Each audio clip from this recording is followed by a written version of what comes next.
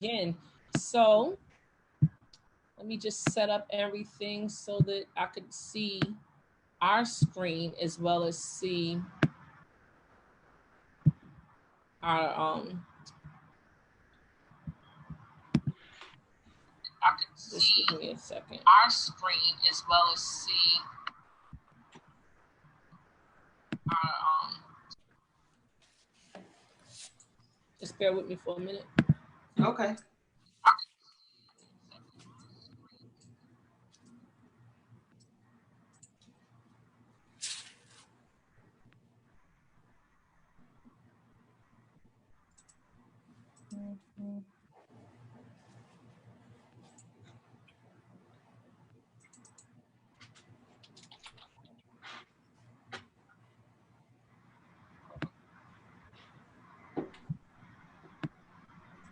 Okay, so let me just start off by saying hello, everybody. Welcome to yet another part of the series here with some great people tonight that we're going to be meeting shortly. And tonight's topic is prison reform or recidivism. The reason why we're talking about this topic because we want to bring awareness to it first and foremost, and how citizens in our community can be a part of what's going on. You're going to get an opportunity to meet citizens who not only are aware of what's going on, but have taken active roles. Many of them have taken on multiple active roles. And let me see, have to speak up. We can't hear you. Okay, who can't hear? Let me just pause for a minute. I'm fine. You're fine. Yeah, I can hear you well. Okay, wait a minute. I'm gonna help Phil out because it says unmute audio. Phil, can you hear now? I hear you, but it's low. Oh, okay. Turn your volume up, perhaps. It's all the way up. Okay. Yeah, it's all the way up on this end too. So yeah, we're just gonna have to try to make the best of it. Okay. Yeah. So again, so we have people who are multi-activated in the community in several different ways. The focus tonight, however, is going to be on the prison system reform. Right? Is it reform or is it recidivism? And how this is all connected to school is because that's the ground zero, right? That school to prison pipeline that's like destroying our community inherently. And nobody's coming to save us. The people, the superheroes and all of those people that we read about in comic strips, right? These are some of the superheroes that you're looking at on the screen tonight. And aside from that, right, we are our ancestors, right? And it's important that we understand and that we know and acknowledge how much power we have. And sometimes people do the smallest things and they think it's not really enough or valuable. It's stupendous. And tonight you're going to be learning to get to know some of the people who are making these things happen. And with that said, and without any further ado, just one other thing. Let me be not remiss to just offer condolences to all of those who have lost their lives and people who have lost lives of their family members to this horrendous COVID-19. It has been absolutely devastating upon our communities here and abroad. And if anybody has any questions tonight, as I always say, please post your comments in the thread below. Also, if you haven't already done so, share the live. One thing that happens in our community is we kind of pull information with just small groups. This venue is designed to help the information get out there because the more information we have, the more empowered we are, the more capable we are of making really sustainable decisions. Not just for us, right? Because that's very selfish minded, but for our young people, right? They're having kids, they're raising families and everything. So we want to share this information. We want to share the live, and you also want to share your thoughts. So again, any questions to anyone that's here this evening, please post them. So with that being said, let's begin. We're going to get to know each of our panelists this evening through the first question. I'm going to start off with ladies first with Arlene, and I'll work my way around. The question is just basically a brief bio about yourself. Who are you? What do you do? And what got you motivated? And you can take as long as short as you want. What got you motivated to get into the work that you do? And Arlene, again, we'll start with you. Okay. So as Sheila mentioned, my name is Arlene J. Ramsey. So I had a career in freight forwarding, the international business, and I decided to leave to get into the community as I saw violence beginning to peak. I published a book titled Newark's Armadillo prior to leaving, which is a short story about my life. I created a program. It's a cognitive behavioral therapy and rational emotive behavioral therapy program. However, I call it self-wealth because it's providing or giving people a wealth of information of self. Now, I've run this program in certain colleges and in other areas outside of Newark, but my heart is with Newark because I understand that our people need it. We don't have access to certain information that'll help us grow outside of our communities. So I'm a stickler for trying to prevent the school to prison pipeline and seeing what I can do to just empower adults so that they can understand how their trauma has affected them and how they're actually passing down trauma to their lineage, and how we are also part of the reason to why we cannot get up out of the depression that we're in. We have the power to do anything. However, if we don't know that we have that power to do so, we will remain paralyzed. Thank you. Thank you, Arlene. Thank you so much. And You're welcome. Justice, thank you so much. And Justice, if you don't mind, we'll hear from you. Again, the question is just, who are you, so that our listener audience knows. And, what just motivated you to get on this trek? All right. Thank you first and foremost for, opening up this platform, allowing me to participate, to contribute. I appreciate that. So thank you. And thank you. I get to interact with Phil Wilson, who I've only interacted or observed through Facebook. So, and I get to meet Arlene, somebody's new. So thank you. It's a beautiful night. I have a show coming up right after this. So, but I'm enjoying my time. So my name is Justice Rountree. I wear a few different hats. One of them is I have a poetry show. I'm a spoken word artist myself. So I have a open mic poetry show. I open the open mic poetry show up to have like a connection with community things. So the show is like a reflection of me. So I'm interested and invested in being aware of what's going on in the community, the local organizations, supporting Black businesses, things that are vital. So that all of that is incorporated into or themed into like the people that I choose to feature, or so that's one part of it. During the day, I work in mental health and substance abuse. I'm the Northern Regional Coordinator for a nonprofit organization that provides resources for people with mental health challenges and substance abuse issues. They're also addressing a lot of people that are, quote unquote, had justice involvement. So they advocate on a legislative level. I supervise 5 wellness centers, like in Patterson, Piscataway, Wayne, Newton, and Hackensack. So I supervise, and it's like day centers where people could come and get resources, and we have resource specialists help people with their birth certificates, ID, help them navigate, et cetera. Anything that you could think of. There's supportive housing there. There's respites for people that have like mental health. If they're experiencing a crisis, instead of having to go to a hospital, they could go to a respite, which is an alternative to a hospital. So there's 3 respites.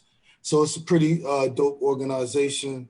They allow me to, to be myself and do what I do. I have lived experience of being in prison as well.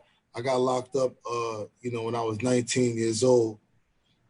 So I guess that was quite a while ago. I guess y'all looking at my face like, how long ago was that? That was just like yesterday. I hope it looked like it was 2 years ago. But it's all good.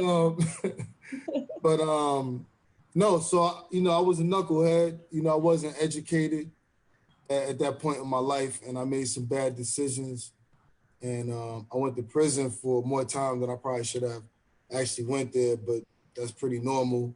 But at the end of the day, I spent that time every day just, finding a way to work on anything I needed to work on to become who I needed to be. So when I got out, I instantly, before I even got out, I was working as an advocate inside as a paralegal. I invested my own money into educating myself, got a certificate in paralegal studies. And I was working in that capacity in there. That led me to connecting with some people on the outside. So I started like leaving prison instantly, working on legislation that was about the solitary confinement bill. So my lived experience became valuable. I actually, started public speaking, doing editorials, became an organizer, started to work in that capacity. So, there's a lot. But I found a way to kind of make all of these, the social justice, the legal experience, the art, and even some of the politics, I'm not a electoral type of politician, but, the true definition of politics, like the control, of all your major resources. That's the definition of real politics, has nothing to do with that's another story. But yeah, I do believe in, we should have control over those things. And, so I mix all of that together, and that's 360 degrees. All right. Holistic mental health, substance abuse, social justice, trauma, the criminal justice system, reentry, Right. And it's really important what you do, because a lot of people don't realize, even if you're dealing with trauma, to have outlets. There has been a lot of times that I would have students like express themselves either through music or dance or through poetry. And those things are therapeutic in themselves. So thank you for bringing those types of things to our community. Thank you for what you do, because 360 Poetry is all of that. It's all of that. Appreciate that. And just as, not to be too wordy, but I think I would like to highlight just an example of what I'm talking about. Is this platform we're speaking about, what's going on the inside, and I would like to focus on some of that after we, really get into the meat of it, COVID-19, people at risk, people dying.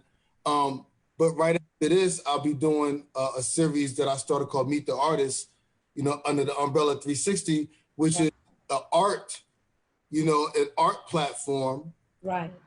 But we're going to be discussing similar issues. So we got to bridge those things, because Do It All is going to be on there. And he's somebody that, he rapped and he had a successful career, but he's invested in the community. So we would merge our art and our community and our just being adults, Right. So I'm looking forward to hearing from Brother Phil. Absolutely. Thank you so much, Justice. So I know that you guys see that one of these squares is doing its own thing, right? And I just want to say that Phil is a dad, right? And his audio is not the best. Phil, can you hear me? Okay, Phil is a dad, and as you can see by his hair, he's been definitely going through his quarantine over here, right?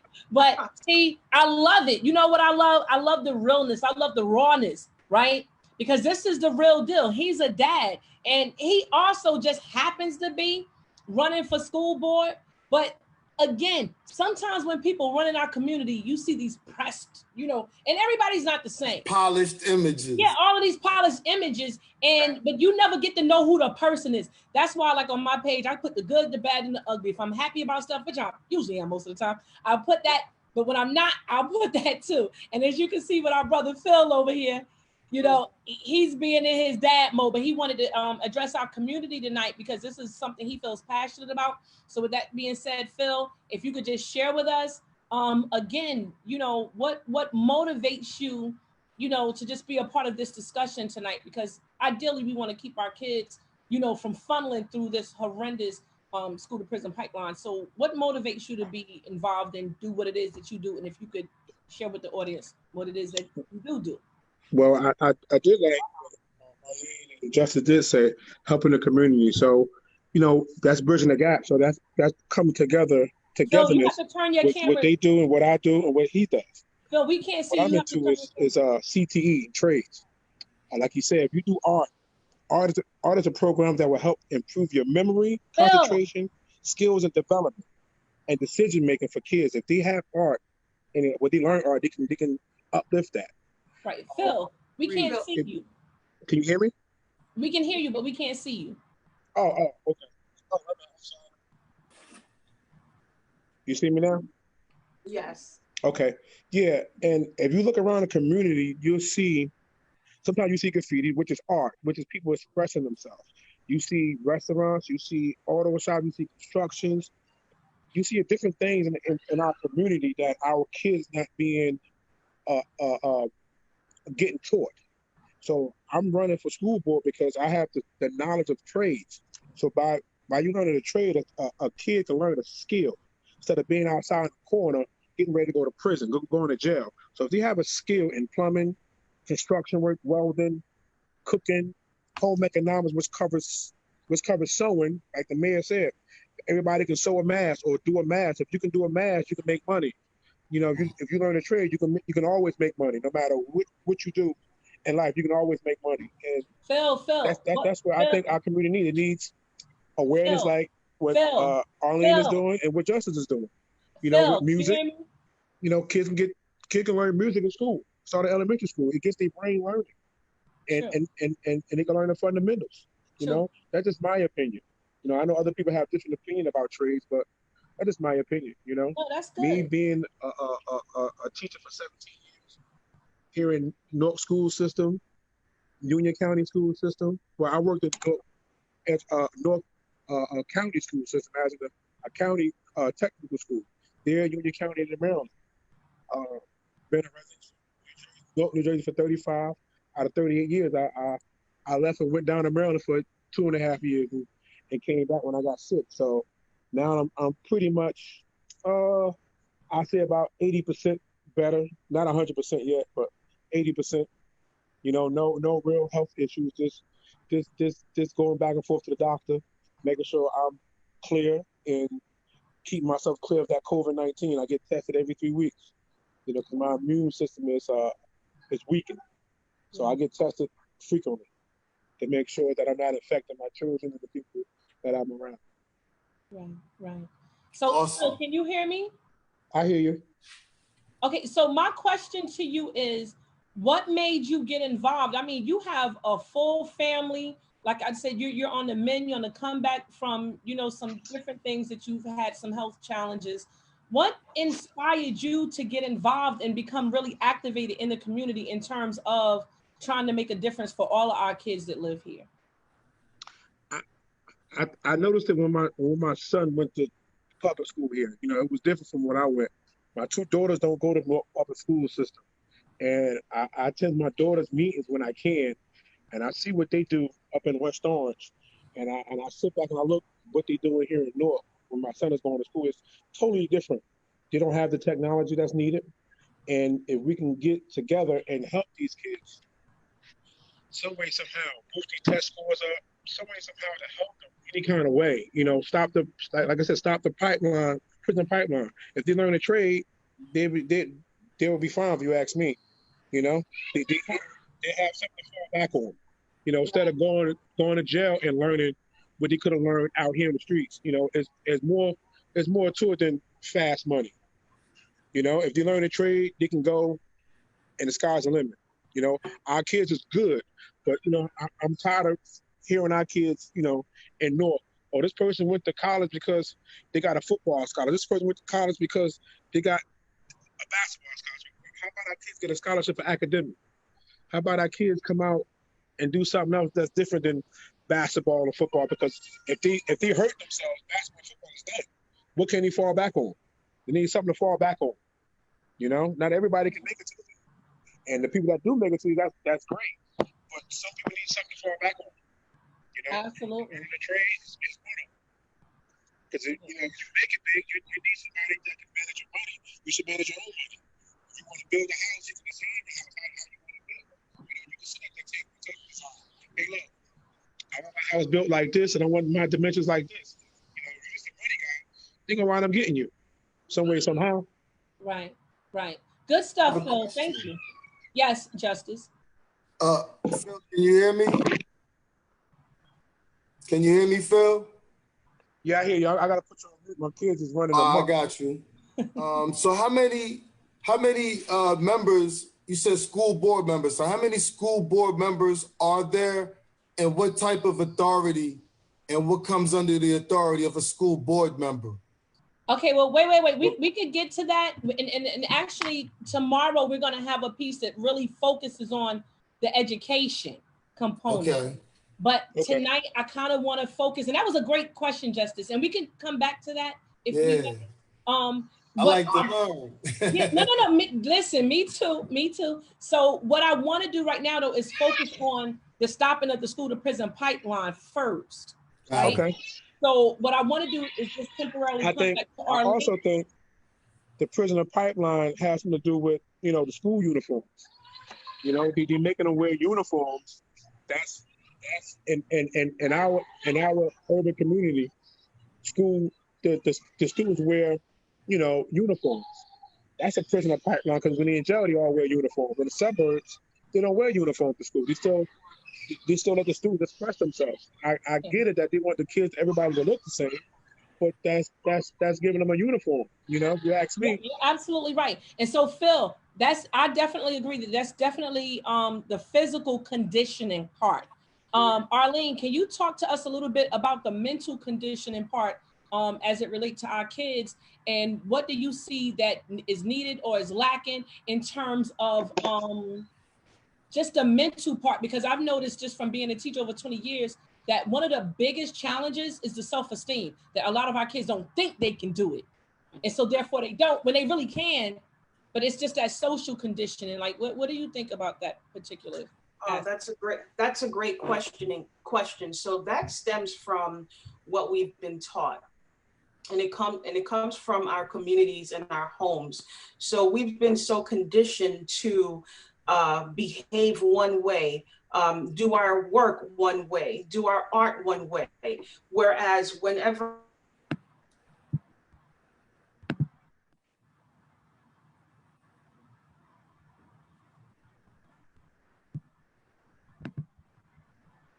Okay, so I don't know. Froze. It's frozen. Froze. She might leave and come back in again, maybe. You No, hear? she's back. She's back. Okay, great. You hear me? It froze for a second. Okay, so let me start from the beginning. Okay, so I think that comes from what we've been taught, our social conditioning, what we're learning at home, what we're seeing in our communities, that when children try to express themselves authentically, they're being disregarded or rejected for their own individual way of addressing themselves. The world tend to look at one form or one way of expressing ourselves as the protocol or as the only way. So what happens is children are constantly questioning themselves because they're not being affirmed. They're not being guided to say, okay, you have a unique skill. Let me help you on becoming the best you can be in that area. Opposed, what we're seeing is that people are pulling children from one way of expressing themselves into a different direction. And that's throwing them out of alignment. So children know intuitively something's not right with them, but how do they articulate that when they're so young? And then they're impressionable. So they're listening to adults. Adults can do no wrong. So the adult is right. So that's like a little warfare, spiritual warfare that's going on with our children. The adults are right, but I feel that they're wrong. You know, so that's a matter. Then we have all types of abuse, domestic violence, we have sexual abuse, we have all types of trauma that is going on in our households and in our communities that is also pulling our children away from focus. You can check with any psychologist and they'll tell you that children that comes from households where trauma exists or domestic violence exists, they're constantly in fight or flight mode. So that means, do I fight or do I leave? And they can't do either one because they're children. So you can't beat the adults. And then where are you going? You're a child. You can't take care of yourself. So in that essence, how do you fight or flight and stay stuck in that situation? all their energy is going towards keeping themselves as safe as possible in those conditions, they have no energy to really study when it comes to their schoolwork. Wow, that's And then definitely depending on what they're dealing with at school, if they're dealing with bullying at school, that's another aspect. Whatever the case may be, they have no energy to put towards their schoolwork. So these children, you know, sometimes they're acting out, they may tend to drugs, go to gangs, whatever the case may be, but there's other underlying issues that's going on that we're not addressing. And I believe we're not addressing it because many people don't want to feel like you're pointing the fingers at them, because then the questions become, after a while, if this child is being abused, why is it being allowed? And now we're going to have adults that have to answer for that. So that's the hard truth. You know, it's the hard truth, but that's what's going on in our communities with our children. Yeah, and we have to deal with those hard truths. Like, so if you put together what Phil said about, you know, just the appearance is artificial. Like when we went to school, we were able to wear our own clothes. We were able to do our own style and be individuals, but not everything is like, you can't do that. So you have the conditioning from your appearance. You have the conditioning from the social aspect. So I'll take it back to what Justice said a little while ago, that he was a knucklehead. Mm-hmm. Who tells you that you're a knucklehead? Because you're functioning in an environment that's artificial and is created. Case in point, somebody, he mentioned about West Orange schools. I know for a fact that schools in urban areas, they don't just have one, but they have 2 different recesses. Whereas in public schools, the kids get absolutely no recess. Many of them don't even go outside during lunchtime. And in the cafeteria, they don't want you to talk. And again, talking is a form of communication, networking. That is a norm in terms of social development. So, you know, so I guess I'm going to double back to Justice and just ask Justice to kind of comment on that, because I'm sure we have a lot of young boys out here, dope, amazing, and they may think that they're knuckleheads. So if you could just like expound on that a little bit, Justice. Right. Yeah, this subject is actually, you know, very instrumental in my life because I had both sides. So I recall a time when I didn't have, I recall a time when, see, I grew up here, you know, I'm from here in North. So I grew up realizing a distinction between my quality of life and the quality of life I would see when I seen like people in Maplewood, South. I used to live in Ivy Hill. So I would see people in Maplewood and I know that I wasn't, you know what I mean, had what they had. So I seen a distinction. I seen something was uneven. I was listening to something, I'm sorry. So long story short, so I was into a lot of, you know, what I call knucklehead activity, like not intelligent activity, you know, foolishness could be another word. So that led to me, you know, being in one thing snowballs. You doing the wrong things, you could be around the wrong people, not long before you're in the wrong situation. So long story short, when I found myself in a situation that became clear to me that wasn't for me, right? It was like, you know, I had a lot going on at that time, even at that young age. I was, you know, involved in some things that, you know, I had ownership. You know, my father owned the building, so that was something that I was inheriting. So I was a landlord at that time, you know, a young one, and I was doing things in the music, you know. So things were going good, but I wasn't being intelligent about it. So it led to me making bad decisions, led to me going to prison, right? So when I was in that place, that's when everything, and I had a young child. So when I was in that place, it was like a life or death situation. It was very traumatic, having everything stripped overnight, and then facing those challenges, those injustices, you know. So, and I just faced them. That's not like I just toughened up and faced them. I cried a lot. I stressed a lot. I tortured myself a lot. I did a lot of things, but I got through it. But one thing I'll say, and why this issue was very important to me, is because it was when I was on my search for some type of understanding, how I got in this situation, how I put myself in this situation. So I was going through, the spiritual, the soul searching, attending religious meetings, because I started there. That didn't satisfy my inquisitive nature. It didn't quench my thirst. So, along my travels, I finally had, ran into some people that were self-educating, because this was like back in the 90s. Right. Like, even out here in society, the 90s was a different time than today. Yes. A lot of stuff that don't go down. So in the 90s, there was a culture of older prisoners that would pass on information. I mean, books by John Henry Clark, by Leonard Jeffrey, by Naeem Akbar, by Dr. Ben, by Van Sertima. So these books, right? So when that made sense to me, like else that I was trying to find along my search, really, was solid with me, because I was always a rebel. I was always questioning, even when I wasn't intelligent. I knew something was wrong, something was unequal. You understand what I'm saying? So when I found something that was suited for me, which was basically studying the truth, and then I started to learn stuff that I never knew. Here I'm in my 20s in prison, learning for the first time that Black people are the original people on the planet Earth. That we're the founders of all the sciences, of astrology, astronomy, of mathematics, of every dialect. Like, the first universities in Timbuktu. I could go on and on, right? You know what I'm saying? And Hotep, the first medical doctor. So, So I could just go, I didn't know none of this. So I was like kind of upset. Mm-hmm. So I was like, you know what I mean? So that's what really changed the trajectory of my life.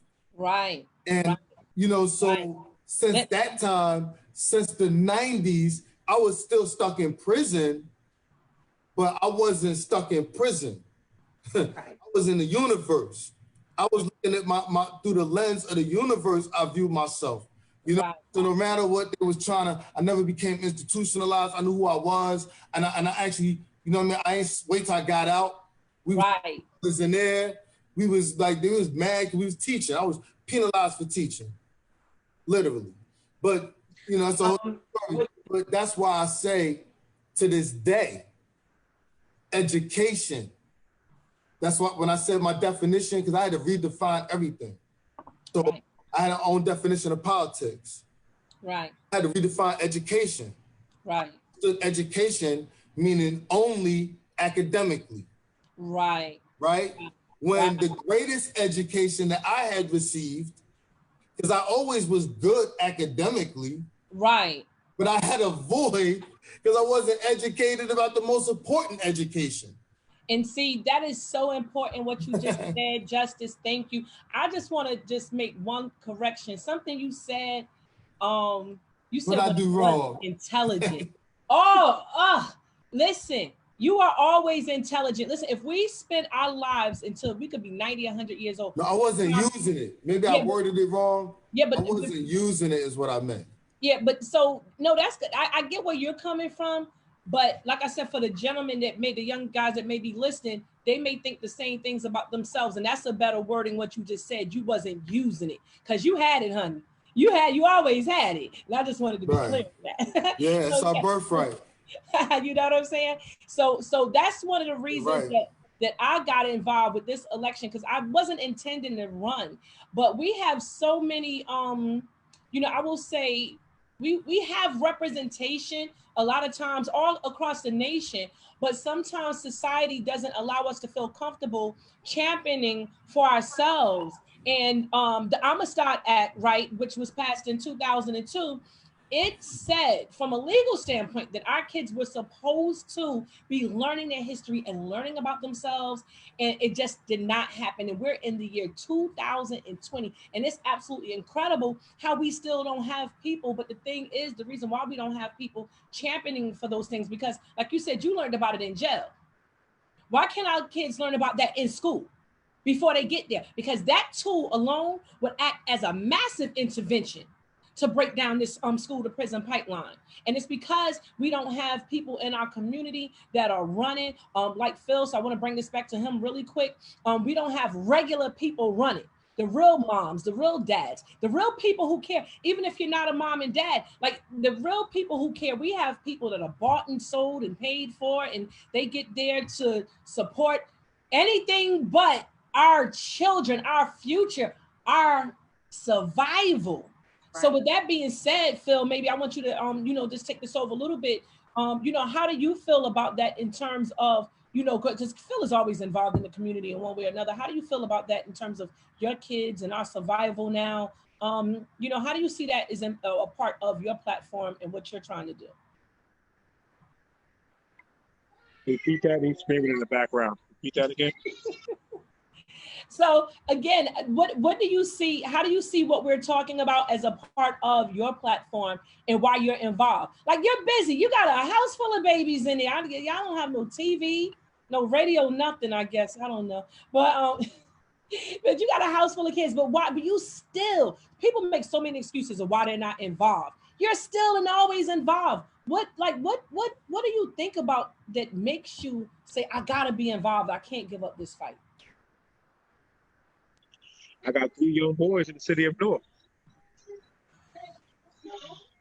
The 3 and twins out of 2. My oldest daughter lives in West Orange. She be 13. I have another daughter that's 7. She's on the border of North and East Orange. But they mothers carry 40 cows on them, both of them. So not seeing it in a good way or bad way, but I have 4 boys here in the city of Newark. I mean, 3 boys here in the city of Newark, and what's the percentage of boys in the city of Newark going to prison? Come on. So if I can change that, with the help service, if I get elected or not, if I can help change that, team up with Arlene and Justice and Sheila and other people in the community, we can help change that. That'd be something that's good. I look at the school board and I see, we going back to school board. I haven't seen a Black father with children inside the Newark public school system on the school board. And that's a part of the problem, because we had a Black dad that actually ran last year, but it's like, even though the people in the community run, we just can't beat the machine. It almost seems like. Yeah. And the machine gonna be mad at me starting next week, because this thing right here that's going on. Oh man, the board right now has no power. They released all their power to the superintendent, which the community didn't know nothing about. So you was elected by the community, and you didn't let to inform the community what you was doing. So now you have no power. So while you're in office, you was elected to have power, but now you release your power to the superintendent that the community and the board selected. So now who's running our school system? Absolutely. And that's what we need to be concerned about. And what you said about power is really, really important, because even though we have all of this brain trust in our community, all of this talent in our community, all of these real life experiences that can really help grow our kids in our community, we're doing other things. And with that being said, I want to flip it around to Arlene again and let Arlene just expound on the fact that from what you saw being utilized in the schools and the institutions or in the district, I know that you subscribe to a different program. Do you think that your program is, more effective? Why? Do you think the program that is being utilized is effective? If you could just extend on that a little bit. Okay, that's a great question. But before I answer that, I want to just answer to Justice Rountree when he talked about what he learned in prison, and it brought me to a Jay-Z's line that says, "Lock my body, can't trap my mind." Right. So that brought me to what he said earlier. But to answer your question, I do know that my program is effective, because I know how to touch the community in a different way. I don't want to compare my program to the programs that's in existence, right? But let me just say that I have a lot of authentic and great avenues to offer to be a piece of the puzzle.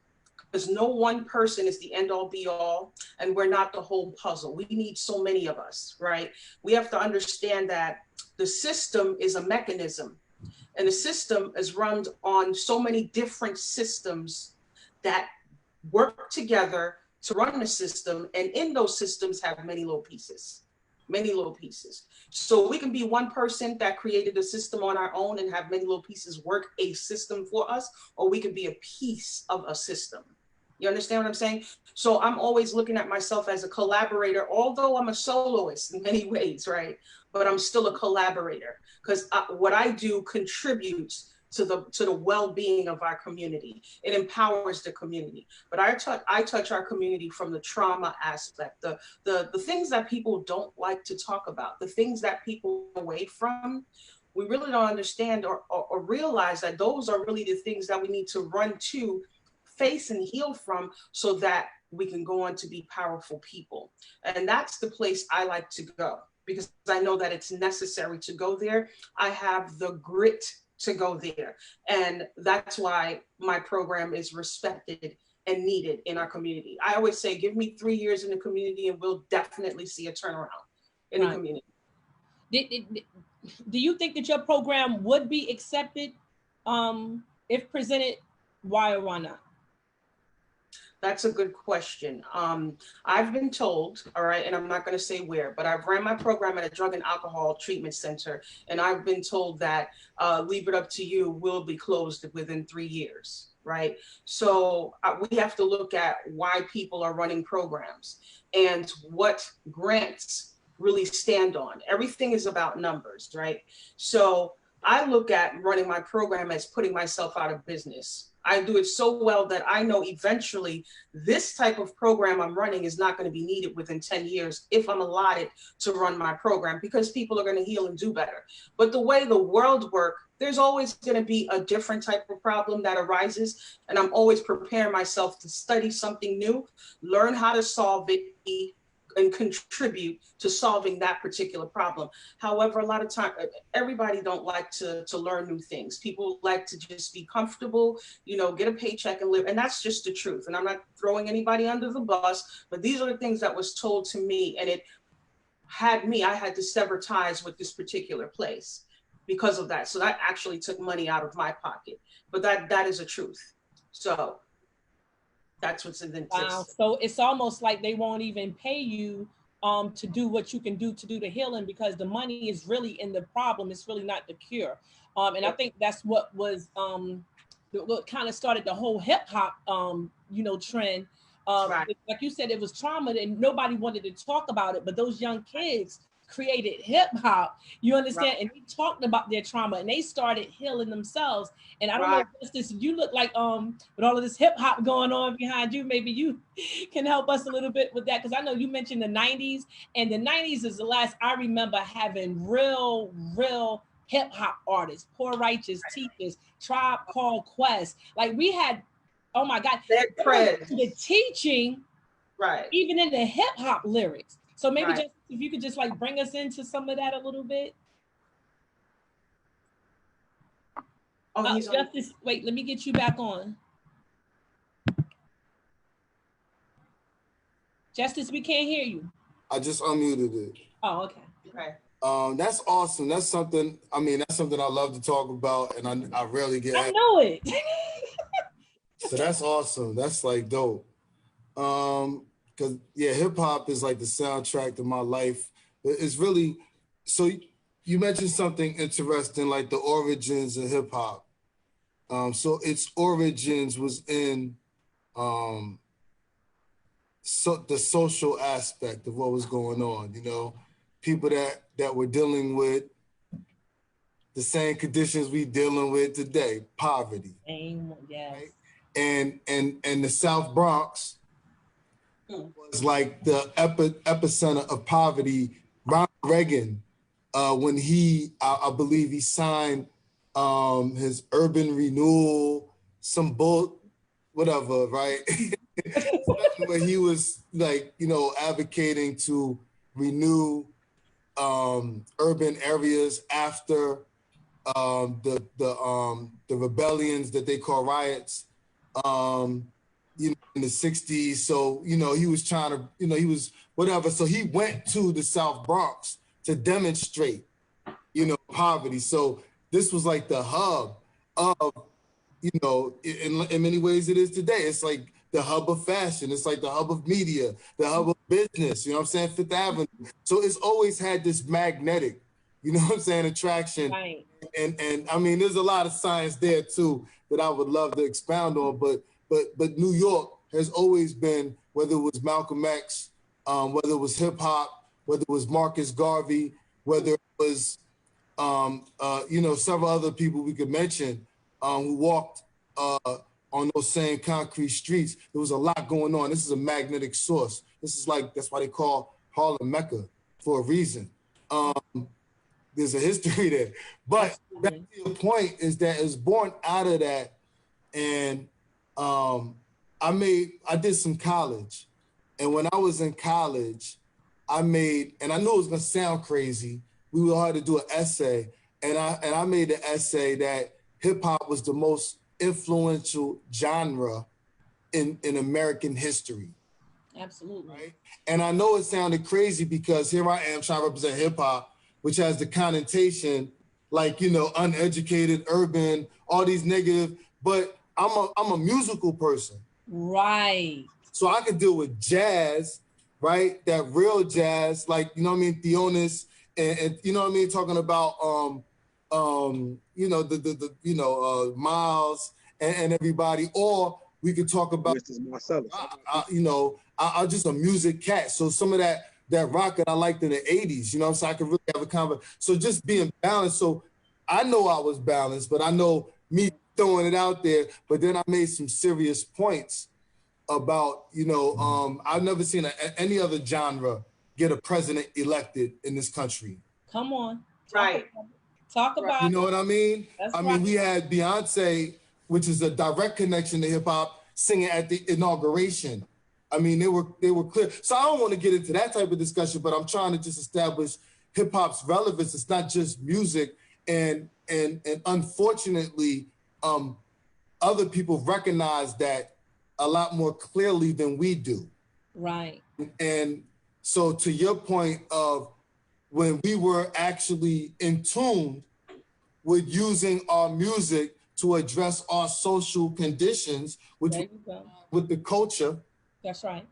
You feel what I'm saying? Absolutely. And it's not just hip hop. Yeah. This was an extension of James Brown, of Stevie Wonder, of all of them in the 60s, using their art to get bills passed, like, you know what I mean, the Martin Luther King's holiday, you know, happy birthday. That was Stevie. That was in promotion of that. I'm back and I'm proud. These was all songs to address the social commentary of that time. So we was just the latest extension of that. And they recognized that and were able to seize us.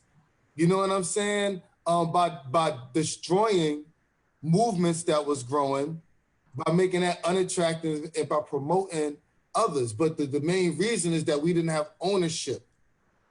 We didn't own it, right? So we didn't own the direction that it went. So we didn't control who got signed. We didn't control who millions of dollars was thrust behind. We didn't make any of those decisions. Right. You know what I'm saying? And that's by the time, and what they did at the same time was empower people, right? That was the direct opposite of that. So they empowered Cash Money. They empower. So I love hip hop, you know what I mean? But there's real reasons why, you know, like I love how, as passionate as I am about hip hop, I can't listen to what's currently interpreted as or presented as hip hop. Right. Yeah, it's too much change. Like as if I hate hip hop. Came from. Yeah, the passion is not there, and these things get destroyed. And again, getting back to the school to prison pipeline, they get destroyed on the most minute level when we're not even paying attention. Case in point, when we were going to school together, everybody was vibing together. And you live in the South Ward, Phil, and you probably remember when Weekway Park, we used to have the rap battles and the freestyle. I used to be out there doing my thing and whatnot. So we used to all be together as one. But even now, if you look with the infusion of so many charter schools, what that has done, and I want to take it back to what Justice said a little while ago, he would look at the kids, you know, up maybe in South Orange in different places and say, okay, I see a separation here, but I'm going to make it even more local. The kids who watch the kids in Arts High, those kids used to get jumped many a day. And anybody who lived in Newark, you knew Arts High kids would get jumped. And it was because the kids felt like they didn't have something and those kids had it. Those kids were different and better. So that type of thing that shouldn't be put into a kid was put there. And when the charters infused our community, you know, in the way that they did, it was the same thing, but the coexisting in the same building. But these kids on the second floor had Chromebooks and the kids on the first floor didn't. The kids on the second floor were going on trips 2 and 3 times a week, but the kids on the first floor never went on a trip. So those are the types of really subliminal inequalities that we don't see that impact our community, that separate us just as much as we're separated now, being in these houses and not being able to speak to each other. And Phil, I don't know if you could comment a little bit on that in terms of, you know, what you think about that, because, you know, I'm sure you have some input on that. After he speaks, I got to go. By me going to Essex County, North Tech, on West Market Street, Central High School was behind us. On High School where EGIT is at. And it's to cut through and get the kids that was at North Tech and Arts High. You know, I should see it. You know, ain't St. Benedict's. And the girls used to get the girls from coming down the hill from St. Vincent. You know, I witnessed that. You know, I witnessed the right there on Wetcliff and West Market Street. Right. And people was getting thrown in Society Hill. And I don't know if y'all remember or not, back in the day, the county, before that park was a parking lot, a brick building right in front of North Tech. It was a big parking lot building with brown. People used to get thrown to that parking lot, and I mean face first, and I seen it. But you know, prisoner pipeline need to stop. You know, we need to do something in the community that's engaging the kids, right? So what engaged the kids? Technically now, they have games, they have football, right? So if we can show them how to make them games like an IT or something like that, a trade, they can make a game and kids can jump on it. Like my daughter, she was on TikTok before TikTok got popular. It was called Musically. I don't know if y'all remember that or not, but TikTok was called Musically. And Musically is TikTok is jumping. But I monitor my daughter's TikTok because she does it with her cheer thing. Thinking back to Justice with music, like I'm a music guy. I played the horn since I was in 3rd grade, man. And I still pick up the horn to play. You know, I started on trumpet, the baritone, the tuba. You know, I played the trumpet briefly. You know, so I know about the Winston's Marcellus, the Miles Davis, all them guys. Stephen, we played their songs in high school and the marching band. That's right. You know, just really quick. I have to run. I'm sorry. That's why I'm interrupted for just a brief moment. Yeah. Justice actually has a show tonight. So we can still talk a little bit further, but we're gonna let Justice give us his last words so that he could go and do his show, because we need that show in our community. So Justice, please close out for your segment, and thank you so much for joining us. But what would you like to leave our listening audience with? And remember, our objective tonight is to stop the school to prison pipeline. So any last thoughts and words? Right. Yeah, so my last thoughts would be, I know that I'm forever grateful for the education I was able to receive.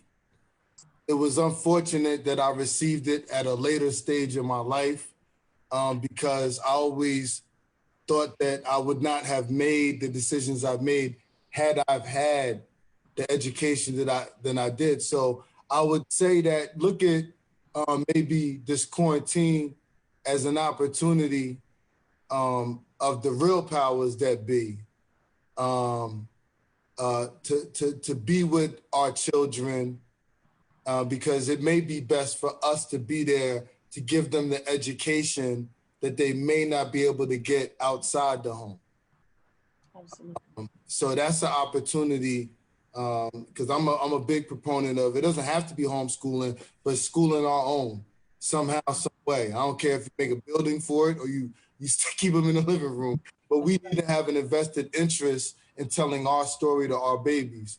And so yes, you better talk. But and all I'm gonna say after that is it's an honor to be with you, Brother Phil, Sister Arlene. Likewise. Honorable Sheila. I wish y'all well in y'all endeavors, and any way that I could be of assistance, of support, of anything that you got going on, please don't hesitate to contact me. Sheila has my information, please. Yes. You know, I'll be honored. Thank you, Justice. Thank you so much, and God bless you, and be safe. God bless. That's right. That's right. Okay, so that's Justice for the night. Justice is out. Oh, look at Justice's little profile pic. That looks so cute. That's cute. Yeah. So, Arlene, I know you wanted to make some commentary. Yeah. As far as what he was saying, one thing I urge us to respect about those that we call our enemies are their ability to observe and pull the cream about what we're doing. You know, they can make these calculated decisions and know how to make matters move because they observe. We are hot-tempered. We are the doers of it, the movers of it. And when we observe each other, we're observing to pull out flaws. But do we know what's great about that very same person that we say we don't like? Now, I've trained myself to do that. I might not like a person for a particular reason if we had a falling out, but I still turn around and say, you know, yeah, but you know, she's official at what she does. She's very matter of fact at what she does. She's very structural, very perfect. I can still say what's great about that same person. So I say that to say that we can turn that around by observing us, pulling the cream, and then paying attention to how we affected by each person that presents themselves authentically. The way we feel, the way we're thinking, all of those things, those emotions that move through us, those thoughts that move through us, that is currency right there.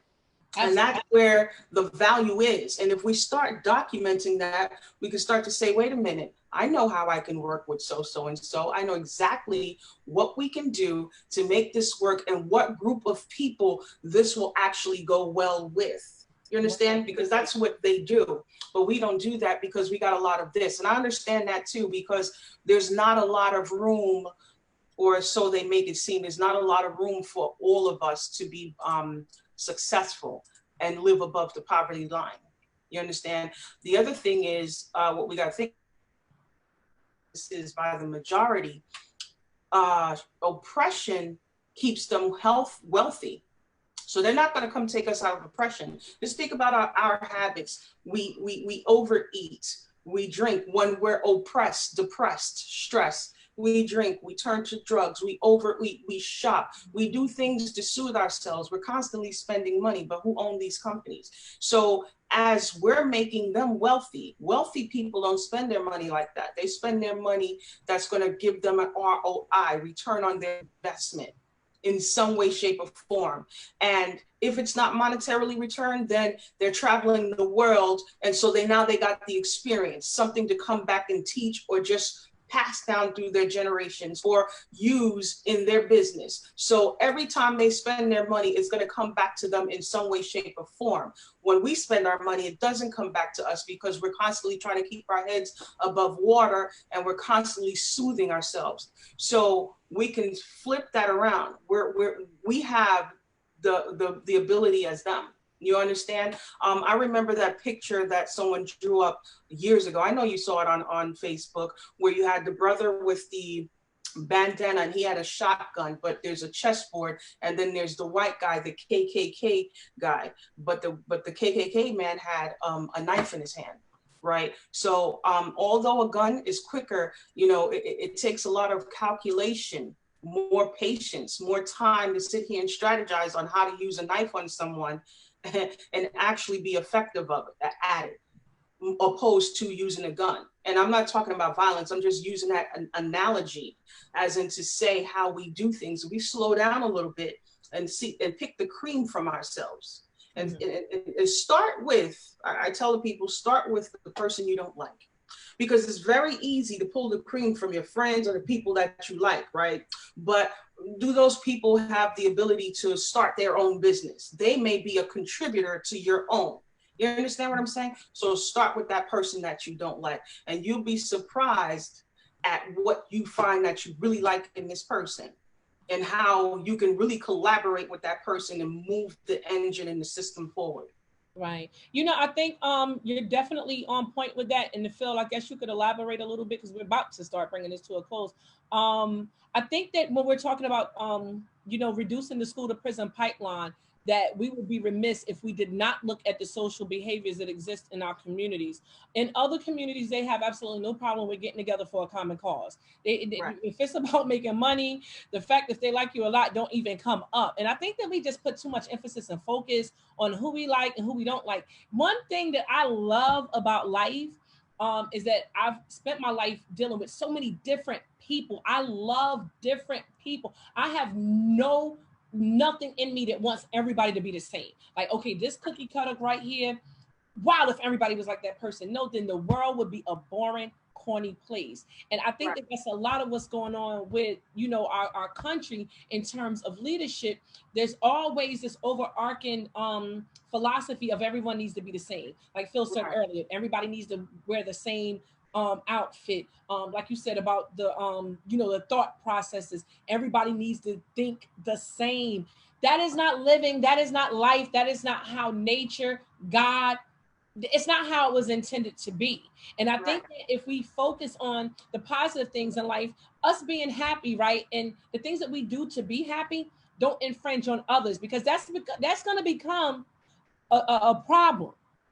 If this situation is not hurried up to a place of resolve, we're going to see more people going to jail, because more people are going to be hungry, and they're going to result to immoral means to eat. Right. And so it's really important that we step up now and just prioritize what needs to be done to make sure that we don't have more people feeding the system, and especially our wonderful future, our children. And with that being said, I'm going to let you guys get the final word, Phil, then you, and then we're going to close out. Okay. I think he's mute. Yeah, today was a great conference about prisoner pipeline, and the way to stop that is by us coming together and doing what we need to do. Now, once we stop the prisoner pipeline, the people would not have no more money. You know, the prisons won't make money. The CEOs might get laid off. The county might get laid off. And, you know, if we stop that down, they're going to be saying, wow, look at this. What did they do that was different? You know, I'm just reading an article just now. It's the first time in Miami in the 60s, they haven't had a murder in weeks. Wow. And they got a stay-at-home act, and some places are still open in Miami. They haven't had a murder. We can't say the same thing about right here where we at right here in the city of Newark. You know, we hearing about corona. But, you know, we had 5 murders here in the South Ward within a week. Shootings and murders, but nobody's not talking about that. They ain't gonna talk about that. But needless to say, if crime do stop and slows down, I think the city will take a big hit of it. But that's a good thing. You know, that means people is actually not committing crimes. You know, we need to be like a Livingston, Essex Falls, other towns and other suburbs towns in the county. You know, let's look at Newark differently.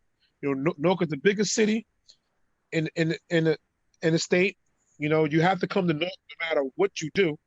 If you're going to New York, you got to drive. If you're going to New York into the city, and you're coming up 78, 109 Turnpike Parkway, you got to come through Newark some way, somehow. You flying out of Newark, you got to come to Newark. You want to go to a basketball, basketball game or a doubles game, you got to come to Newark. So Newark should be put on the map in different kinds of ways. But we got to stop. We have to stop the prisoner pipeline. The only way to do that is educating our community and doing something that can curate their minds off of different things. Absolutely. You know, off the corner, you know. Like I Yeah. said, we poverty, so some kids doesn't have it. You know, I might didn't have them new sneakers. I might have to go to Valley Fair get them sneakers, but Raheem and them got them new Jordans on Right. their feet back in the early '90s, in mid '90s. Right. Right. Huh? Now And I'm how do you get agreeing. it? He was on the corner selling them drugs. Yo, man, you want a new pair of sneakers, man? You know what? Sell this for me real fast, man. You sell two of these right here, make $100. You go down town and get you a pair of sneakers. Right. And That's that's right. what they did. That's And right. that's the prisoner pipeline started. You know, we had the Scared Straight program, but how long did that last? You don't hear about the Scared Straight program no more. Not really. Yeah. No, you know, if we could bring that back and scare them into saying, hey, look, guys, you know, you go here, you gonna end up here. You make this right turn, you gonna end up here. And watch how But many why people don't make we that right already turn have for a good. those programs? And that's what I'm saying. Like people like you, people like Arlene, like we know what we need, but we keep allowing money to dictate our actions and what we're doing. And we have to stop that. And how we stop that is number one, by each and every one of you again who is watching. Thank you guys. Please share the live if you haven't already. Invite I people, did. even if they can watch it when we're done.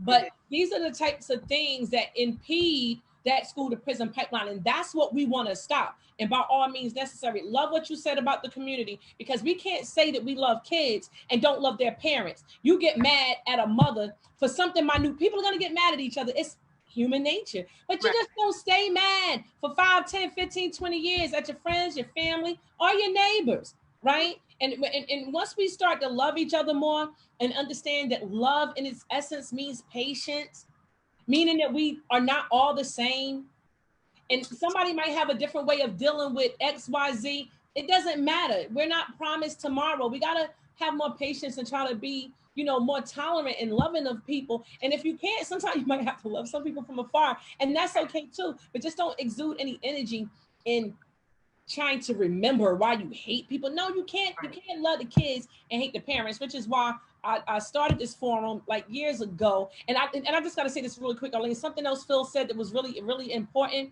Mm-hmm. He's going to do this work regardless if he gets elected next month or not. Right. Right. Activism doesn't stop with an election, but you saw, like, even in the last election, you have 60 people running.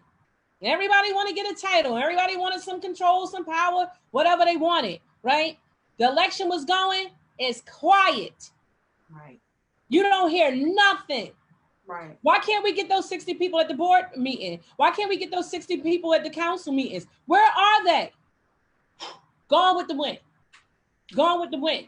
And so again, we have to stop, being flighty in the way that we support those people who come day and night and in and out trying to get something and trying to, you got to start supporting the people like Phil and the people who are always involved, so that we support our own community. And with that being said, Arlene, close us out. Support the people that support you.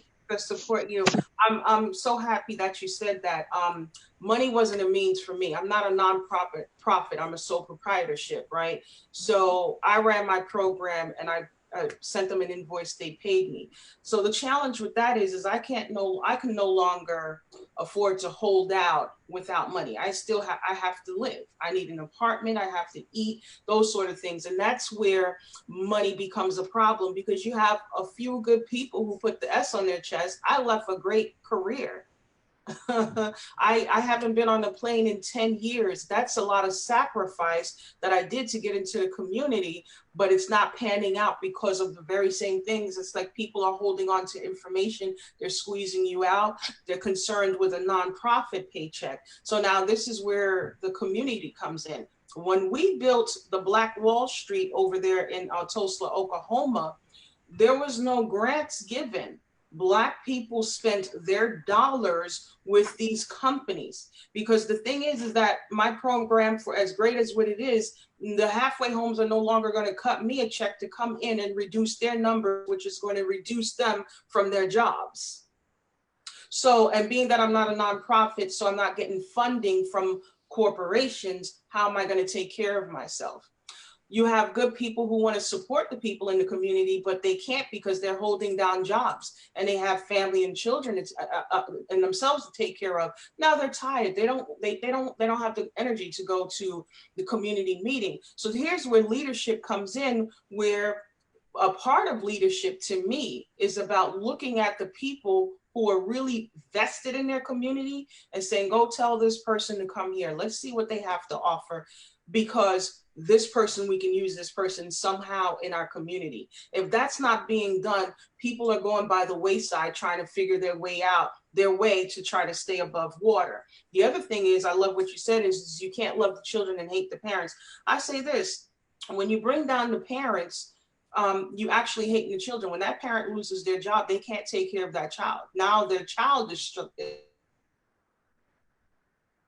have sound bites, or do interviews, and you're on TV about how you love the parents, but then you have parents that are deliberately being squeezed out of positions because you don't agree with them. And what will happen to those children that parent has to feed? What will happen to the household when they go homeless? That child is also homeless, and then now a homeless child has to come into your school system, and they can't focus on their schoolwork.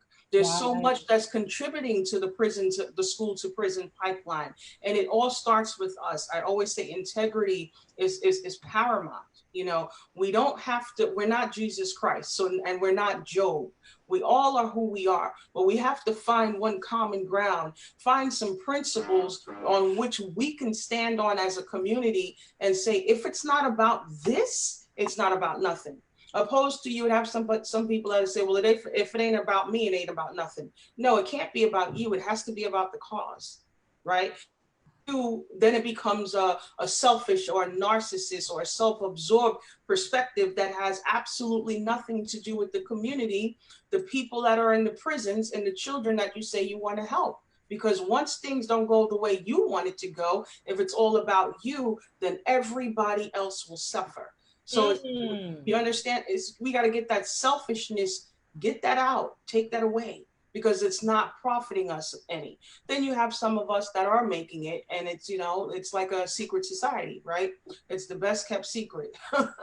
So you got a few and everybody's laughing and having a good time because they're really living the life.